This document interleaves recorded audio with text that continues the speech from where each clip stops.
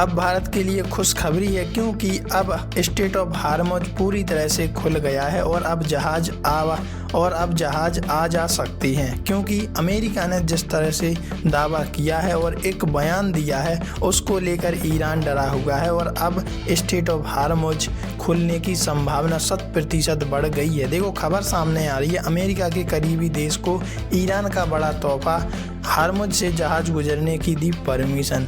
Middle east में छिड़ी जंग के चलते दुनिया में ऊर्जा संकट खड़ा हुआ है, ये पूरी दुनिया जानती है। अमेरिका के करीबी देश को ईरान ने बड़ी राहत देते हुए हार्मुज स्ट्रेट से जहाज गुजरने की परमिशन देने के संकेत दिए हैं। पश्चिम एशिया में छिड़ी जंग के चलते दुनिया में ऊर्जा संकट खड़ा हुआ है। खाड़ी देशों से हार्मुज स्ट्रेट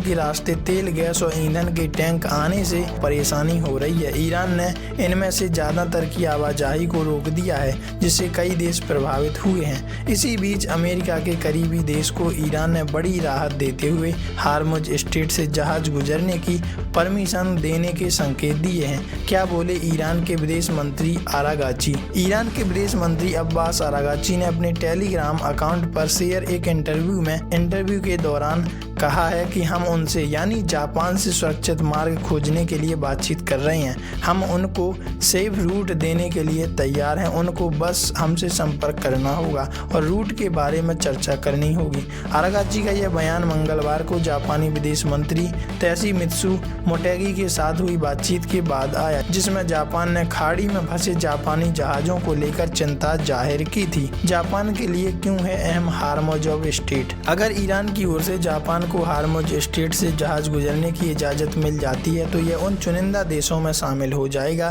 जिनके जहाज़ों को हाल ही के समय में ईरान की ओर से हार्मुज स्ट्रेट से गुजरने की परमिशन दी गई है। अभी इसमें मुख्य रूप से चाइना, भारत और पाकिस्तान शामिल हैं। कच्चे तेल को लेकर मिडिल ईस्ट पर निर्भर है जापान। बता दें कि जापान अपने कच्चे तेल का करीब 90% आयात मिडिल ईस्ट से ही करता है। यह हार्मुज स्ट्रेट के रास्ते पर ज़्यादा निर्भर करता है।